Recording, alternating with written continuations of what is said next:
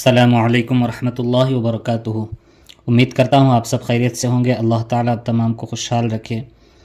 آج کا سبق ہے تختی نمبر 18، تشدید مع تشدید۔ تشدید کا سبق تو ہم پڑھ چکے ہیں، اس سبق میں ہم پڑھیں گے تشدید والے حرف کے ساتھ، پھر اور ایک اس کے ساتھ تشدید والا حرف آیا تو اس کو کیسا پڑھیں گے۔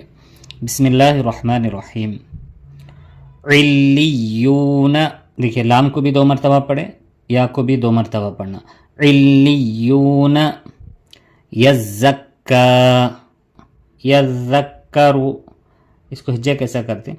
یا زال زبر یز، زال کاف زبر زک، یزک کاف زبر کا، یزکا را پیش رو، یذکرو۔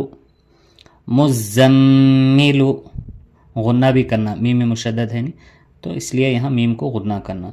مزملو ایسا نہیں پڑھنا کیونکہ بہت سے لوگ پڑھتے ہیں مزمل یا یوہل مزمل، ایسا نہیں۔